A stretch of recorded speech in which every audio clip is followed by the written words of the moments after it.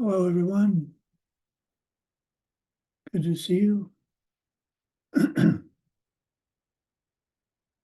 Mike isn't here, so anybody want to read the mandala for me? Svetlana, can you read the mandala for me? You can do it in Russian if you'd like.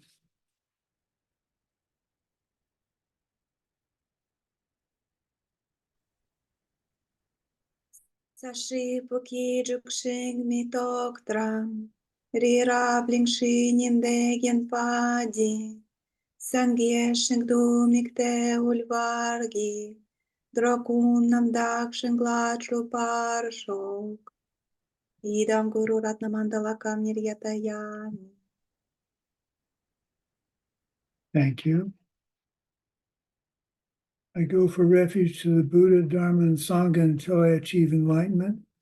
By the power of the goodness that I do in giving and the rest, may I reach Buddhahood for the sake of every living being. I go for refuge to the Buddha, Dharma, and Sangha until I achieve enlightenment.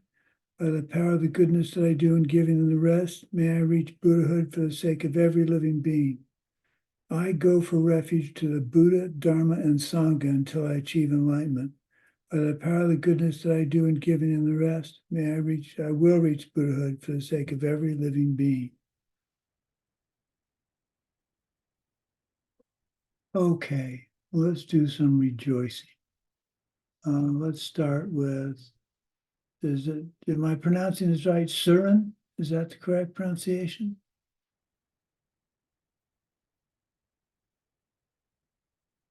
Да, все верно.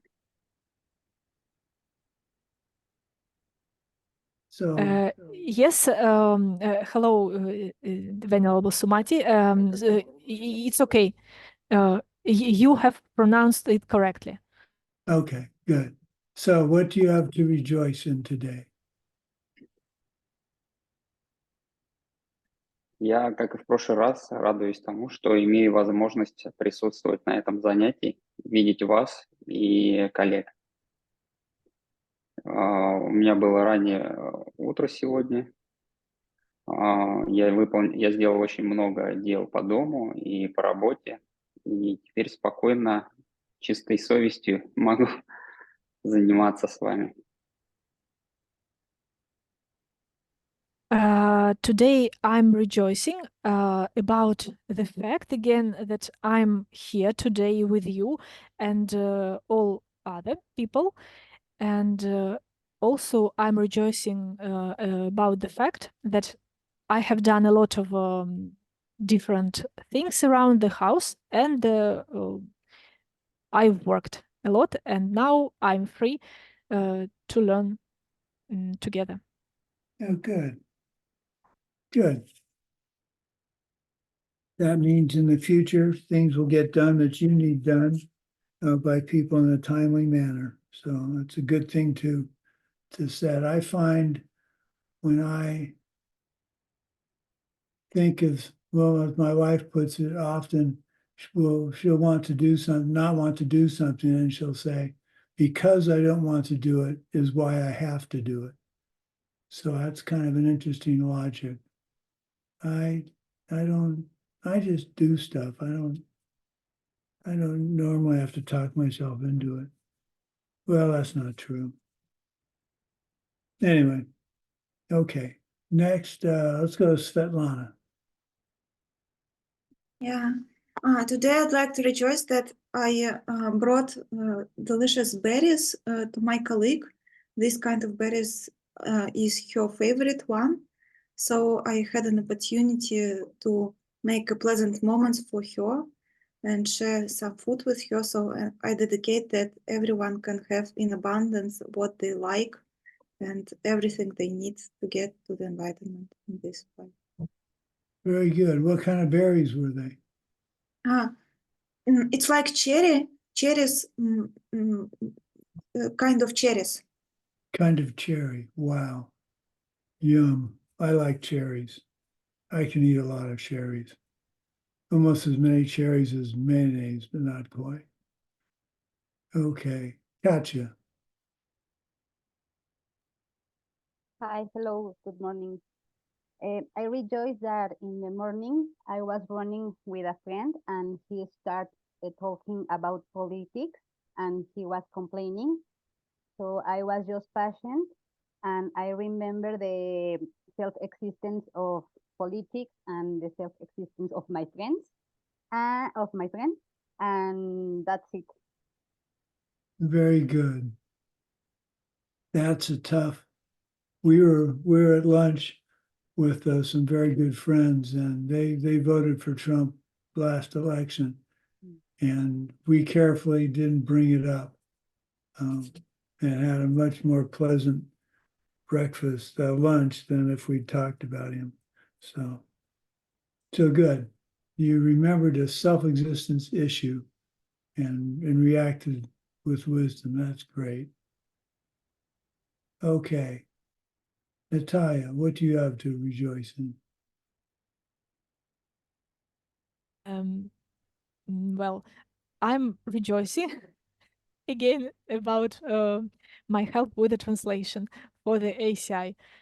Today I'm helping to translate for ACI 5, and yesterday I helped to translate the lesson for ACI 11. So today I am rejoicing about this is the first fact that I can remember at the moment, and I'm rejoicing about it. Oh, good. This is very powerful. Your translation skills or any translator skills are very powerful karmic deed because you're helping spread the Dharma to many, many people. So I rejoice in that as well. I'm in awe of people that can translate, especially on the fly. I think that's a remarkable skill. Okay. Yevgeny, what do you have to rejoice in?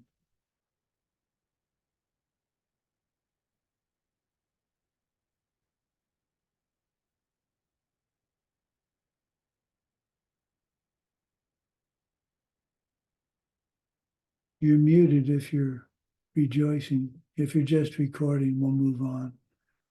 Okay, let's go to Daria. What do you have to rejoice in, Daria?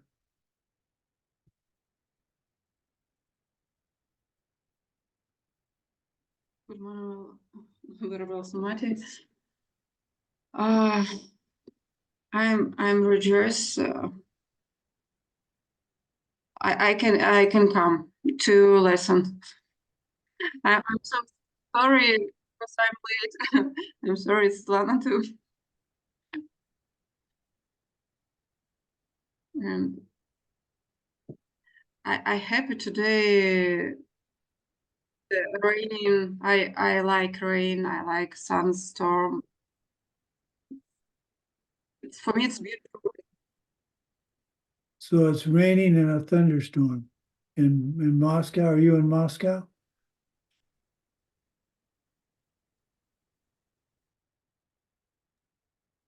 Yeah. Hmm. Okay.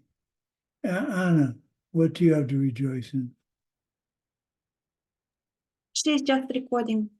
Oh, okay. Well, it's my turn then. I don't see anybody else on the screen, so I'm rejoicing. What am I rejoicing in? Well, I have a lot of requests for information for my latest article I'm writing, and they all said they get back to me at the end of the week.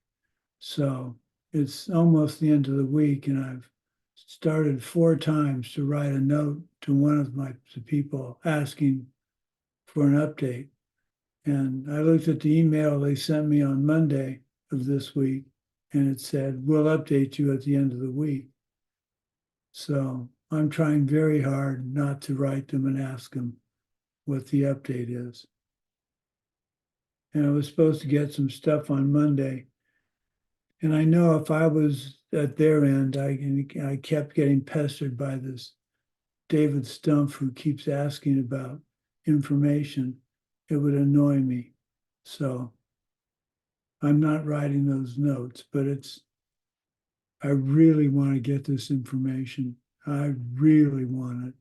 So the fact that I'm putting it off, Geshe Michael says, if you get a lot of good karma for putting off something that you're going to do that's a habit or something that a mental affliction. So every day I don't write an update request is another day. One of these days I'll get the information. So I also rejoice in the fact that the creative process for me is part of the joy I have in writing these articles or writing anything, my student notes or whatever. And yesterday I just couldn't get the introduction to I'm doing something I rarely do. I'm actually writing the introduction to the article before I write the article. And I'm having trouble with the language. Just doesn't read right.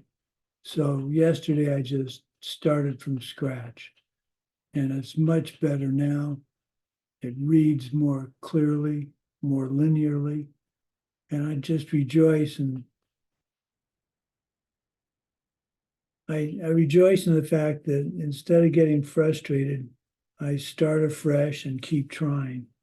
And I think that's setting the seeds for me to keep studying and trying to understand the difficult points of the Dharma. So that's my rejoicing. Okay, we were going to talk about virtue and merit a little bit more. So does anybody have anything further to add about the difference between virtue and merit? Oh, where'd Katya go? Oh, there you are. Nobody has anything more about virtue and merit? Go ahead, Svetlana. Yeah, thank you, Venerable Sumati. I was reading a book, All Kinds of Karma, and there were some sections about committed, collected karma. And it led me to a thought that maybe virtue is some goodness which we can commit, but it should be really committed. And it will become merit if we will collect this karma. So if we're doing like Tartuk, all these 4 steps and etc. So maybe virtue is like characteristic of the deed. Is it positive deed which we can commit? So it's not like in a dream, but really committing it with all steps for that. And then it turns into merit if we like recognize that we did it, some good deed, rejoicing about it, and etc. So that's just my thoughts about it. Oh, I like that. I like that a lot because they're tied together. They're used interchangeably, but merit is the result of a virtuous deed. Doing the deed is one thing, but you get the benefit of the deed or the detriment of the deed when you actually do it. So how can we put that? Karma is movement of the mind. So maybe movement of the mind is merit, and the action of body and speech is virtue. So merit is more mental than actual. Oh, I like that. I'm going to work with that. Thank you. So what was the name of the book? It's a translation of the Lord Buddha's teachings, All Kinds of Karma. It's translation by Geshe Michael Roach. All Kinds of Karma by Diamond Cutter Press. Oh yes, I knew I recognized the title. I've got a copy of that. Yeah. Okay, good. Anybody else have any feedback on merit? Merit and virtue? Me. Go ahead, Katya. Well, I just Google it and I find a definition that I like it. It says that merit is the holiness of external practice and virtue is the holiness of internal practice. So say that again. Yeah, that merit is the holiness of external practice, Okay. and the virtue is the holiness of internal practice. Hmm. Hmm. Well, that's interesting. I think that's the reverse.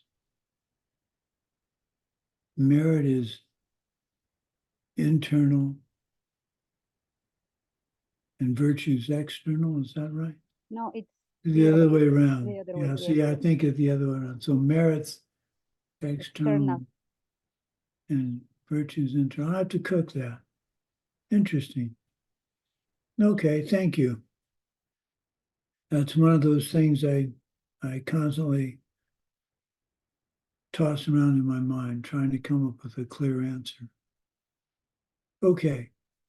Well, today's class is division of karma and karmic results. We've talked about classifying karma with the time aspect. How do we classify karma to the when it can ripen? We have three possible times it can ripen. It can ripen in this life, immediate next life, or any future life. So a student asked, if you achieve Buddhahood in the very next life, does the karma get wiped away? Geshe Michael says it can't get activated. It's like a seed that is rotten, can't become a plant. For Buddhists, they don't call it karma in the scriptures. It's just the results of their deeds. So karma implies samsaric deeds, which would equal ignorant deeds. So the student then asks, I thought karma has to ripen. It's the last of the 4 laws of karma. Geshe Michael says that the Abhidharma kosha is unclear about this, while the Vinaya teachings are very clear. Karma can never just disappear, but that doesn't mean a karma must definitely produce its result. The Abhidharma kosha talks about karmas that are certain and those which are not certain. So this is very fuzzy to me, because it seems to me if the karma never ripens, then number 4 isn't true. If a karma never ripens, then to say a karma must ripen is contradictory. So here's a perfect example of where there's a contradiction in what we've been taught. And what do we do about that? We need to cook it, and we need to find out, try and think what the more subtle meaning is. So what could be the more subtle meaning? The karma done must ripen. But we've talked about anger at a bodhisattva, destroying your root of virtue. We've talked about the 4 powers, destroying or severely damaging a karmic seed. And now we're saying that they can be put somewhere where they'll never ripen. So there's a potential. The potential for them is still there. But what would a Buddha do that would cause them to ripen? They wouldn't. So that's a conundrum. I'm gonna ask the oracle, my lovely wife. I will ask her and see what she has to say about that.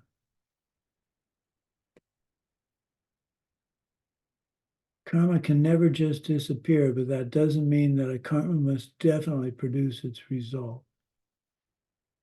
So I think what Geshe Michael is saying, the Abhidharma kosha says, the karma is still there. It just hasn't ripened. So the 4th law says it must ripen. Or is that a matter of interpretation? I will research this more, and I will get back to you with the next class. So I'm going to write down a note here. Ripen karma. I'm going to try and get down to this, get an actual answer to this. Okay, let's move on. 4 kinds of karma that must ripen. So here again, we're saying, well, we're saying it must ripen. Maybe the conflict here is what we mean by ripen. Full-fledged ripening versus just a very subtle ripening. Maybe that's what he's talking about. So what do you mean by that? You argue, you get angry.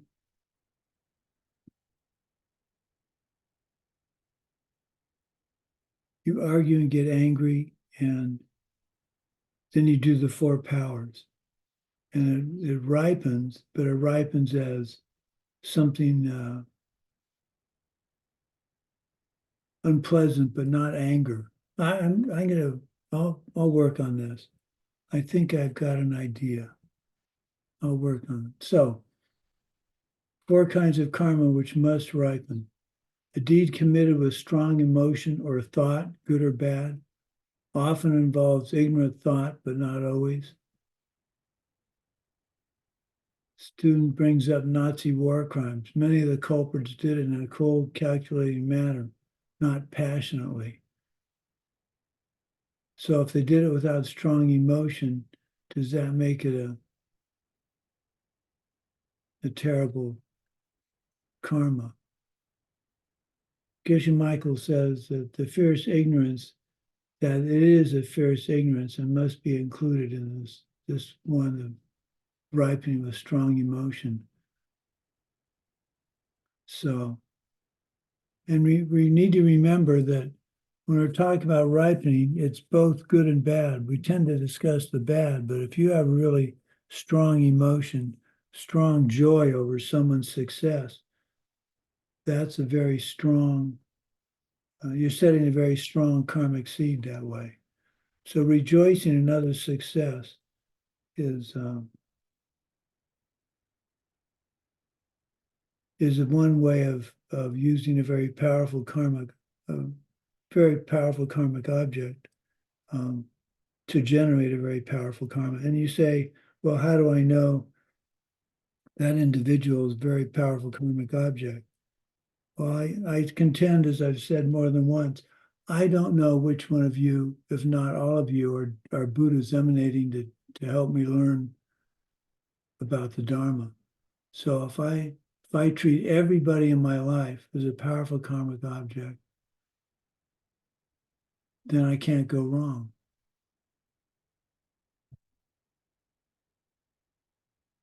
So think about that. Think that's kind of a commitment to treat everybody as if they're as important to me as Geshe Michael or as His Holiness the 14th Dalai Lama or my lovely wife.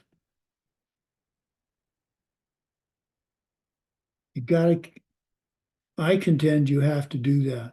Now that if you have Bodhisattva vows, even if you don't have Bodhisattva, well, if you have Bodhisattva vows, you have to because you have a vow. But if you don't have Bodhisattva vows, it's like, well, there's an analogy. I don't remember which philosopher it was. It was either Poincaré or what's the other one, I think.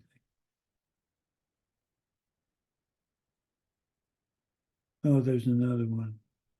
They said, what they say is, if there's a heaven, doing good, if there's a heaven, then doing good is a good idea because you go to heaven. If there isn't a heaven, then doing good's still good because it's the right thing to do. So treating everybody as a powerful karmic object, to me, is the right thing to do. That way you don't have to worry about whether they are or not. It's never going to hurt to treat somebody as a powerful karmic object if they're just a routine person, whatever that means. Okay, so a deed certain karmas must ripen, a deed committed with strong emotion. Now remember, thought, karma is movement of the mind. So when I get mad at my tremor and I can't do something, that's movement of the mind, that's karma, even if I don't react with body or speech. So that's true with a joyous emotion. If I'm very happy about something and I don't do a body, an action and thought, or a movement of the mind and thought, or physical action, I'm still collecting that, generating that as a karmic seed. It's really important to remember it holds true for both good and bad. And I think it's really, really important to remember it's movement of the mind and what it causes you to do. I think we tend to think of it as the action and not the thought. So the next one is a deed committed toward a very holy object because the object has such great potential to help others. So doing something against the three jewels. The Buddha jewel is the ultimate protection. The Dharma jewel are the teachings. The Sangha jewel is anybody who's had the direct perception of emptiness. So you want to treat the three jewels as powerful karmic objects. The third one, a deed committed repeatedly must produce a result. It becomes stronger and stronger. And that's pretty obvious. And number 4, killing your mother or father, even if done with the motivation to benefit them, will always produce a negative result. It is one of the worst things you can do karmically. Now that's an interesting thing to think about. Because, for instance, now my father passed from cancer naturally. My mom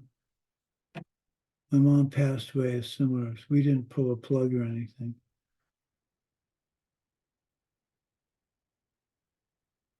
I've asked my wife, and I have a living, is it a living will? No, it's a medical, there's some term for it. It's in my medical power of attorney, no. It's a don't treat clause or something like that in my will. When my Parkinson's gets to the point where my quality of life is degraded, then I prefer not to stick around. So the way to take care of that is to not treat. The most prone thing for someone in hospital care is to get an infection. And what you do is you just don't treat the infection. Now, is that committing suicide? That's an interesting point. Would not accepting medical care of some kind, would that be the same as committing suicide? Because you are intentionally taking your life by not following the doctor's recommendation for use of an antibiotic or something. So what do you guys think? It's a tough question. What do you think if you refuse medication? Well, the karma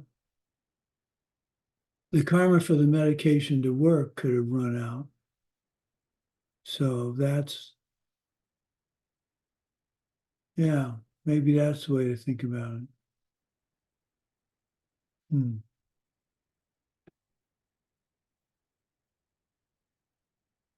I don't want to be a burden to others. If I can't communicate. Now, the reason suicide is so bad is because, and you pulling the plug on someone, is they may be in the direct perception of emptiness, when you pull a plug, and you've prevented them from going to full enlightenment. Or they could be in intense pain and anguish and discomfort, and you're pulling the plug makes them happy.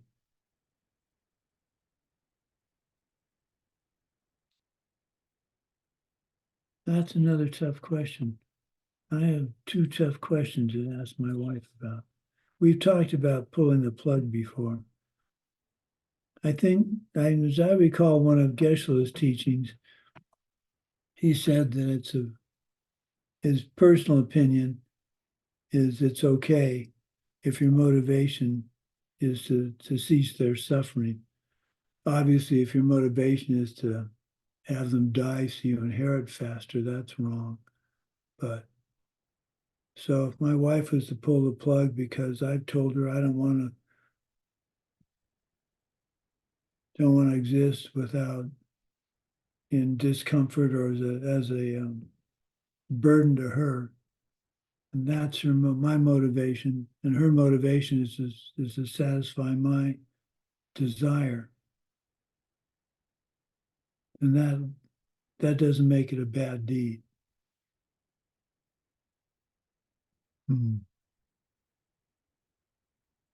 Well, I agree with Geshe Michael. That's my feeling. So I think we each have to make a decision, and that's part of what I was talking about with the 5 wishes and what Katya and Sheila did with their parents. You need to bring up these subjects. Mom, Dad, if you reach the point where you're really out of it, you've lost you have dementia or whatever, do you want me to pull a plug or not? And I think if you can, you probably want to get that in writing. Because if they put it in writing, that kind of seals it and makes it official. It's a touchy subject, but it's one you don't want to put off. You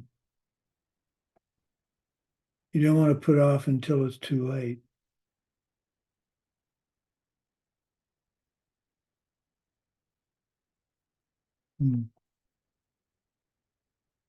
Okay, so that's the 4th one. So we have doing it with strong emotion. That makes it's going to ripen.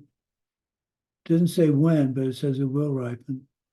Deed committed toward the very holy object. Deed committed repeatedly. And killing your mother and father.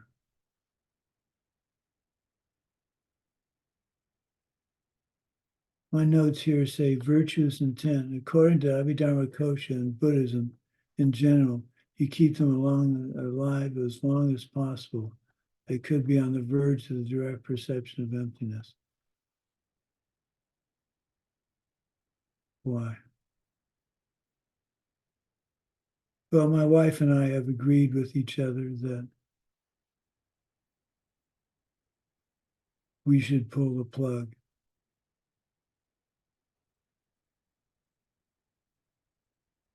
And then the criteria is, at what point do you do that? When you feel they're disabled, is there a criteria? The criteria I gave my wife is when I become a burden to her and her health is suffering from taking care of me, then that's when you need to pull a plug. If I can still speak and frame a thought and still teach or something like that, then that's not the right time. It's a sobering set of thoughts to think about. But I think I really encourage you to spend some time thinking about it.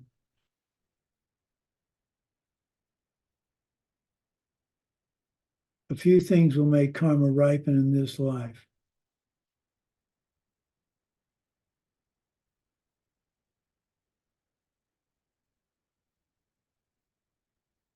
deed done with extraordinary motivation. So this is a kind of an offshoot of the first four. The first one's a deed toward a powerful karmic object, one that has the potential to help many beings, one that has just come out of various high states like seeing emptiness directly. So again, we don't know who that person would be. I don't know what that would look like having someone come out of direct perception of emptiness. So you have to be respectful and do good deeds. Be careful not to do bad deeds for someone who may have just come out of retreat. And the deed done with extraordinary motivation, that's kind of the same as a fierce, strong emotion. Tantra is based on this extraordinary motive. When you train in the Tantras, you're training to ripen karma powerfully in this life.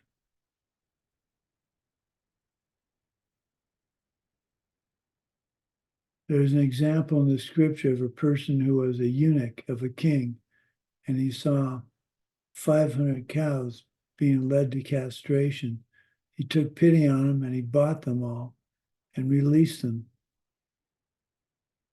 As a result, his organ was restored at that moment. It's a story in the Buddhist literature. There's a whole thing about eunuchs and the various vows you get down the road, and about you becoming neutered and unneutered and neutered again. So it must have happened back in the old days, but now you never hear of someone who was castrated becoming having that reverse. There are lots of things when you stop and think about it from back then that you wonder, is that really possible? What's the interpretation they're giving to that? I don't have an answer for that. Okay, what's next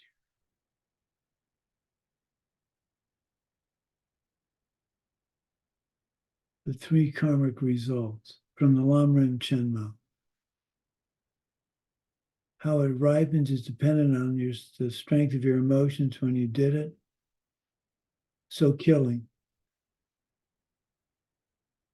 Done with supreme hate and premeditation, the ripening is the hell realm rebirth. If you do it with medium intent or intensity, you're born as a craving spirit. If you do something by accident, then you get reborn as an animal.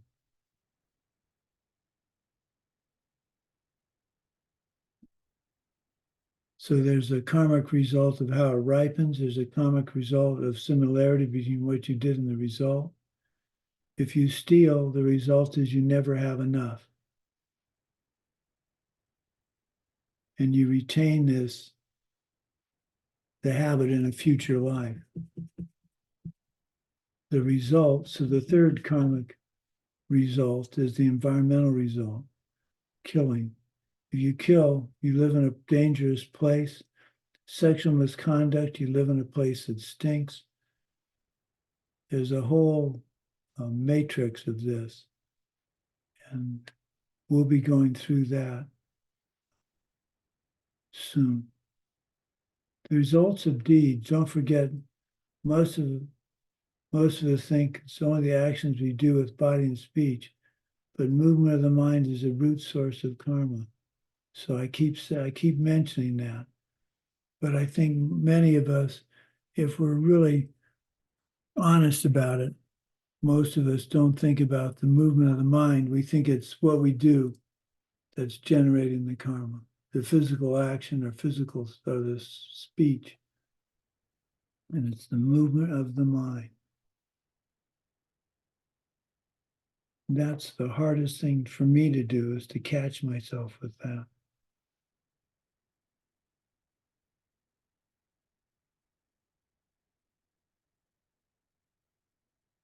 Or powerful objects to be aware of, since anything you do towards them becomes more powerful. So as we said, anybody who's just come out of a cessation meditation or has just experienced nirvana for the first time,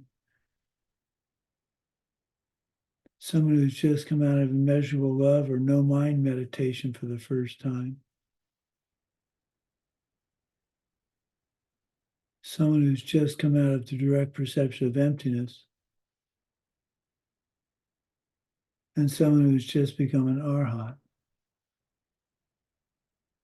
And again, we don't know who these people are.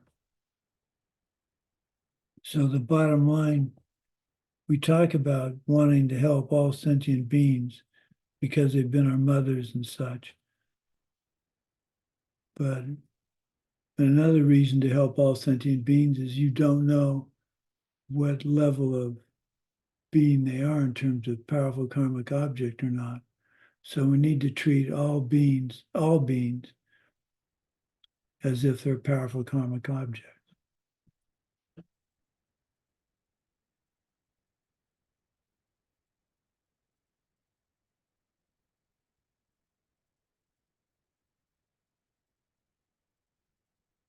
So we talked about, this is a slightly different description from Tsongkhapa's Longren Chenmo.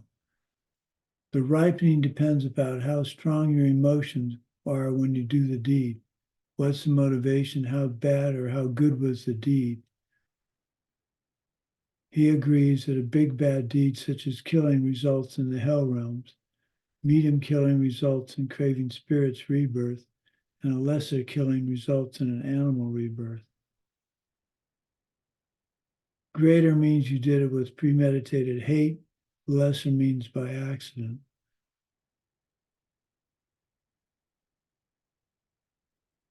So here's a dilemma. This happened before we became, well, no, we were just in the process of becoming Buddhists. We had a dog, a really wonderful dog, Megan, really wonderful dog. And she had a stroke.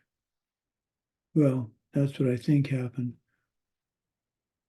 When we had a thunderstorm and she went to hide in the closet as she usually did, my wife was gone at a teaching, one of her first teachings she went to. So I went to get our dog, Megan, to go on a walk. And she struggled to get up. Her hind legs were paralyzed. So that's when I realized she'd had a stroke. And I cried quite a bit because I could see she was confused why her legs didn't work, her hind legs didn't work. So we asked the vet if she was in pain, and he said, it's hard to know. And we decided to euthanize her because we didn't want her to suffer of not being able to get around. And if she was in pain, we wanted to relieve that pain. So was she a powerful karmic object that I killed? Or is she a powerful karmic object that my motivation was to cease her pain? Depends on motivation. What I consider to be the right thing to do, you may not. And I'm not right, you're not right. But you can see how this becomes something you really need to think about and think out. So when the event happens, you have a response in mind. It's very sobering. I hadn't thought about putting Megan down for a long time.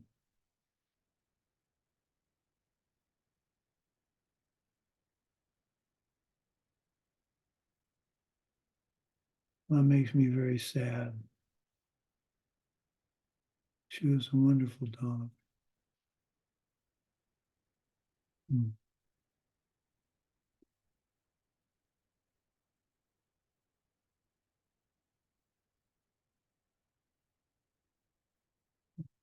what's ripening result, corresponding result. There's a similarity between what you did and what you get back. There are two kinds. There's a similar experience. The resulting, the ripening experience is similar to the experience that caused it. So, for example, if you steal, you'll never have enough. If you killed, you'll have a short or sickly life. If you commit adultery, you'll have trouble with relationships.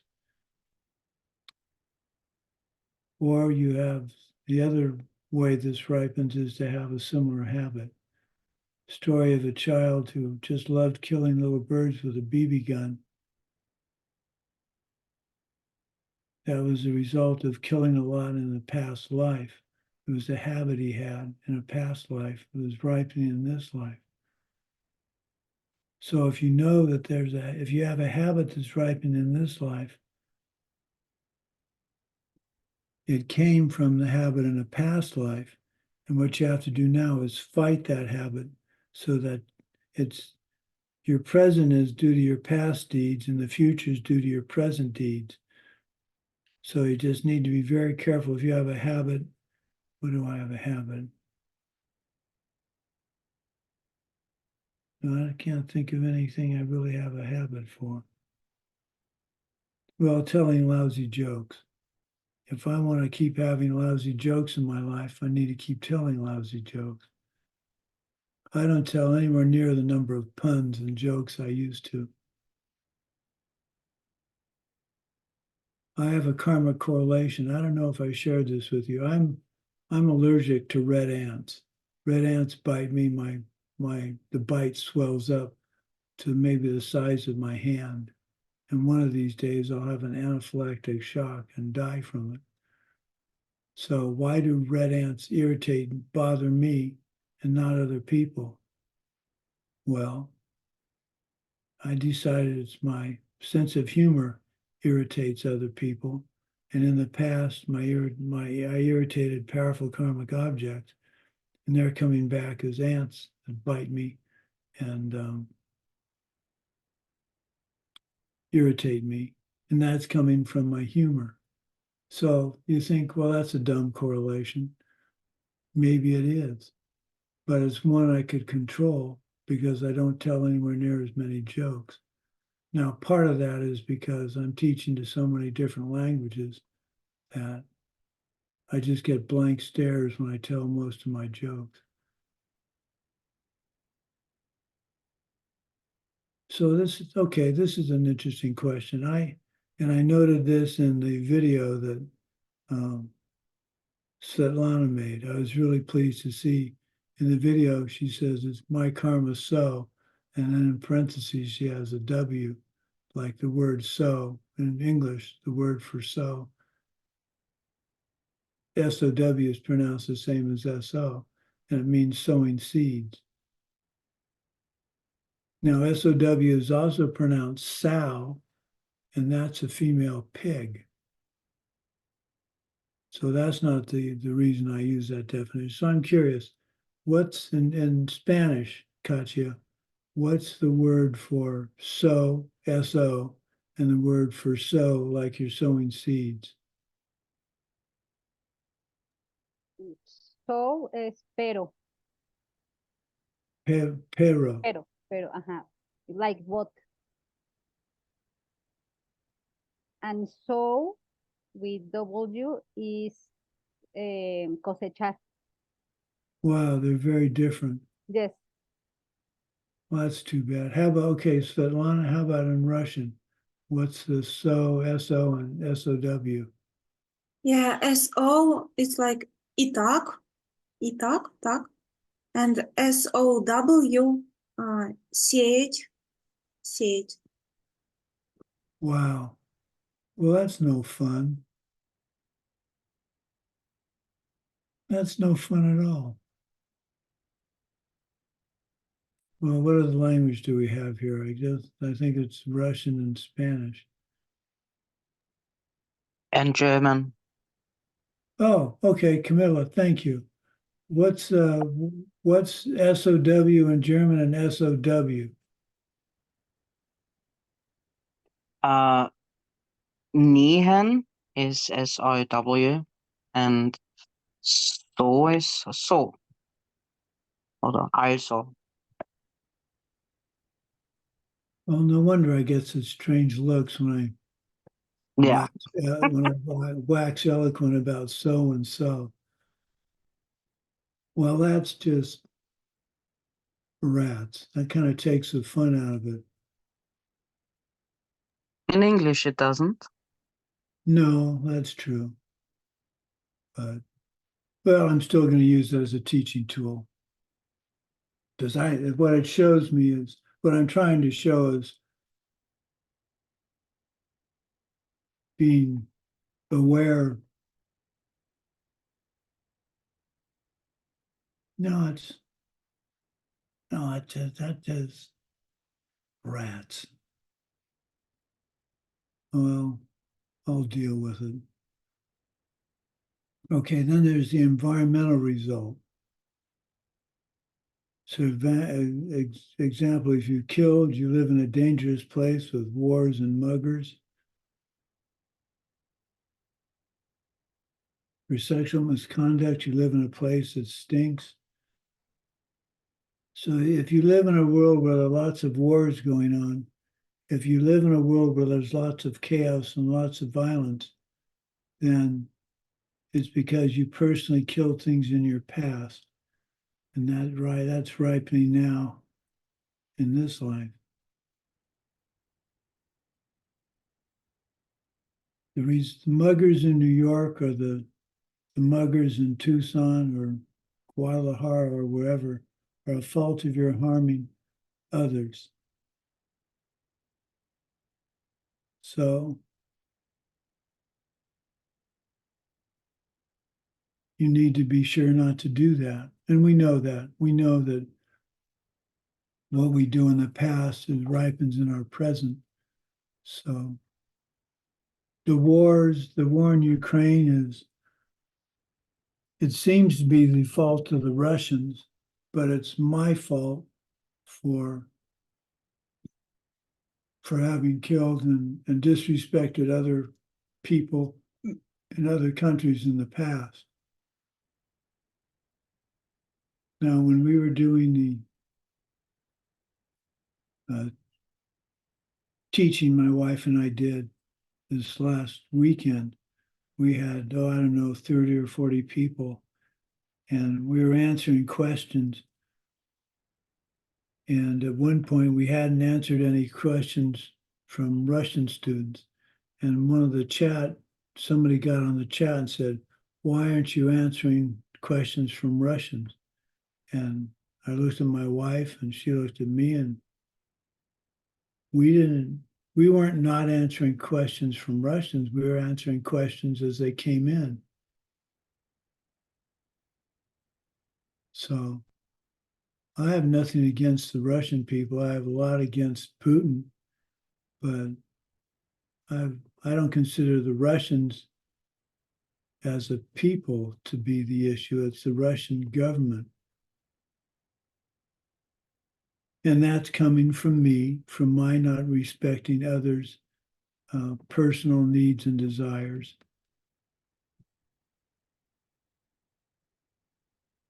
And that's hard to keep in mind. This is what it's like with former President Trump.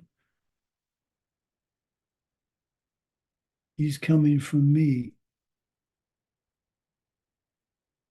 as a result of my past misdeeds. So for me to complain about him is just setting up for people to complain about me in the future. What I need to do is, what I really should do is think of the positive things he did. I must admit I'm having trouble finding anything positive what he did. But, well, this is an interesting thought. I don't agree with much of what he's doing, but is he highlighting the things that need to be fixed by doing them? Not fixing them, but by doing them? When he ran for the first time he ran, well, when he got elected, he was campaigning against what he called the swamp in Washington, D.C., all of the, what do they call them, lobbyists that hold sway with various government officials and make things happen. And we all think we don't want that to happen anymore. We want all the lobbyists to go away. Well, the lobbyists are what make the legislatures in our country, helps get them to do things like fix the roads in our country. If you want the roads fixed, the government has to pay for it. And if you want the roads fixed, the government has to have enough money to pay for it. So that means higher taxes. But how does that money get spent? It gets spent depending on how the legislator wants it spent. And that depends on how the lobbyists help make those decisions. So if you want to clean up the swamp, we say, well, let's get rid of all the lobbyists. Or let's get rid of the politicians. They can only have one term. Well, are we ready to accept the chaos that would happen until we get all the right people in and the lobbyists don't function anymore because the laws prevent that? I think we'd be very surprised in this country to see just how much depends on the lobbyists talking amongst all the politicians and making sure they're on the right page.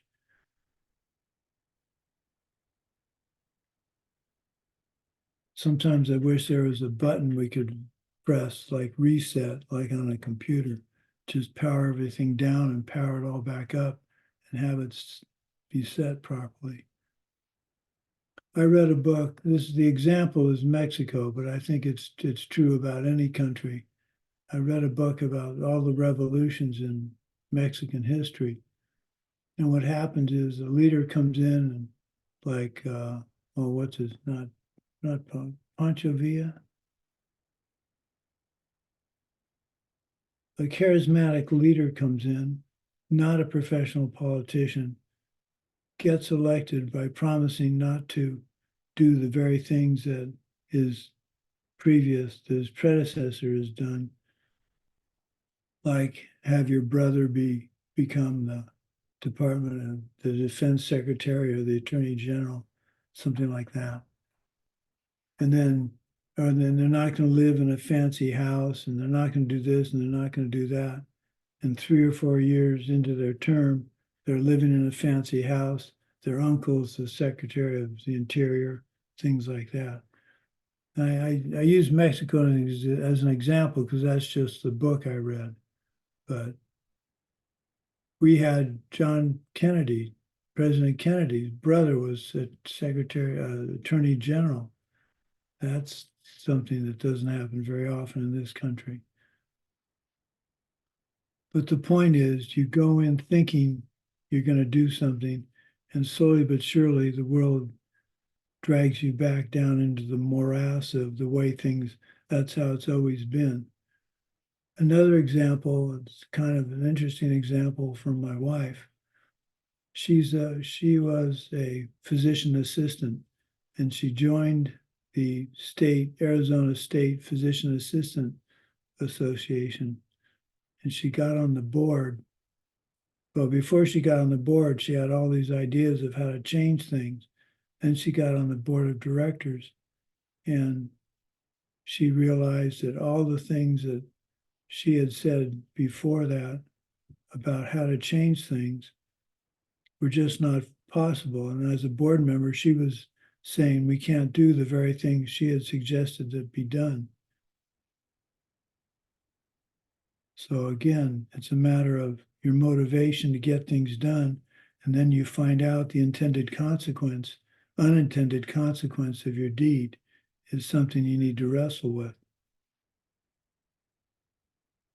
So what is this all? What are we really talking about today?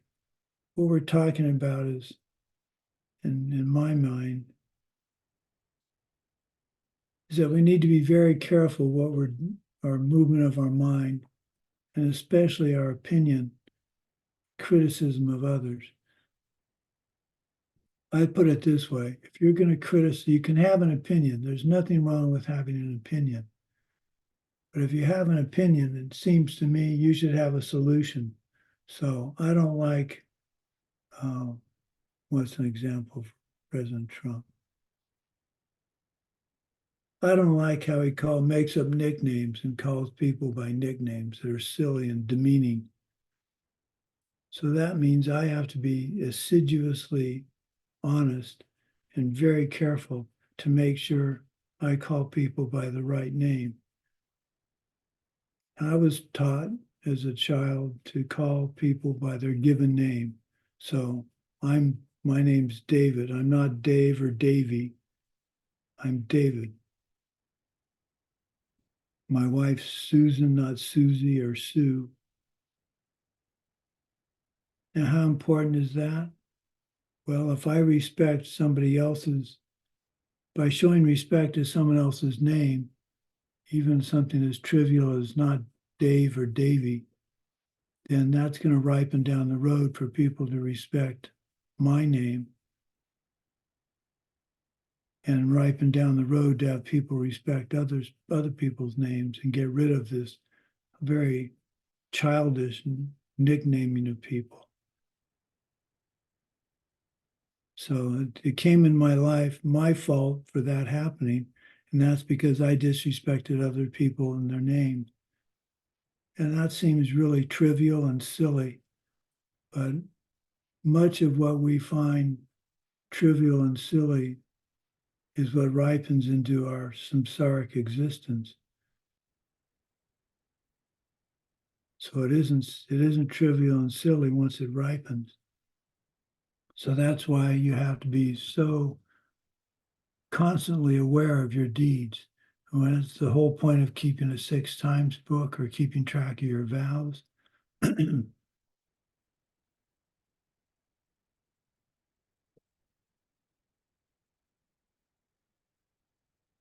So you could look at this as being pretty depressing. Anything I do is going to come back to me and it's going to be awful, and I'm going to be doomed to have a terrible existence. Well, you can think that. That's maybe what depression is. But I prefer to think of it as I've said many a time, I'll say one more time. It's my fault. The only person who can do anything about it is me. So step up and do it. If I'm the only one who can take care of the problems in this world, then I need to step up and start taking care of the problems in this world. It doesn't mean I have to go over and be killed trying to stop the fighting in the Ukraine or in Yemen and things like that. What it means is I have to stop the conflict in my life because it's ripening down the road as the conflict I see in the world. Now, I don't have the conflict I was going to say, I don't have much conflict in my life now. I really don't. Retired. I don't have office politics. I do have some Buddhist politics that I'm dealing with now. I won't go into any more detail because I'm not going to, but it's coming from, I said Buddhist politics. Well, that's silly. It's politics. It's coming from my not listening to others, and more importantly, thinking I knew better than others. And how many times in the past have you been told to do something and you don't do it and you think you're right, and then down the road somebody does the same to you and you get upset because they didn't do what you asked them to do? That used to happen to me all the time at work. And now that I know where it comes from, it makes it much easier for me to try and combat that. And when I do try and combat it, I think of how I would want someone to correct me. So to not perpetuate the problem with people not following your your wishes or your directions or misinterpreting your directions, is to be very clear in your directions and to give them in a manner that reflects how you would want them given to you. So if I'm not clear on an instruction, instead of saying to somebody, well, you didn't do what I asked, why not? I could say something more along the lines of, I'm sorry I wasn't clear. This is what I had hoped you would do. So next time I'll have to be more clear. Now, I may in the back of my mind think I was about as clear as I could be, but that's not the point. You're trying to address the problem as you would want it to done to you, instead of just hammering the person for doing it wrong, because it's not their, well, I was going to say it's not their fault that they're doing it wrong. It's your karma ripening, which is true. That doesn't absolve them, but it means you have to reflect on what you did to make that not to make, what did you do to make the karma ripen for you to see them do not do what you wanted?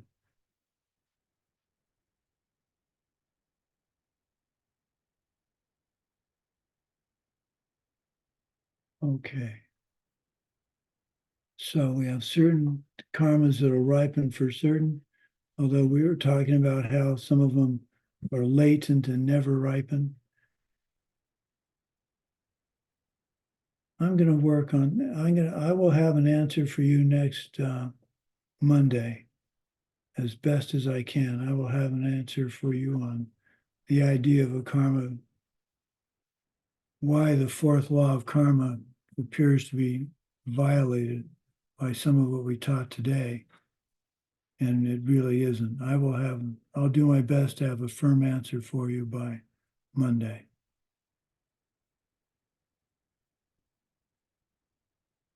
Okay. Let's dedicate. Through this merit, may I soon attain the enlightened state of Guru Buddha, so I may be able to liberate all living beings from their suffering. May the source of benefit and goodness, the Dharma, spread and expand. May the beings upholding the Dharma have excellent health. May the source of happiness and well-being for all embodied beings, the Dharma taught by the Buddhas, always increase.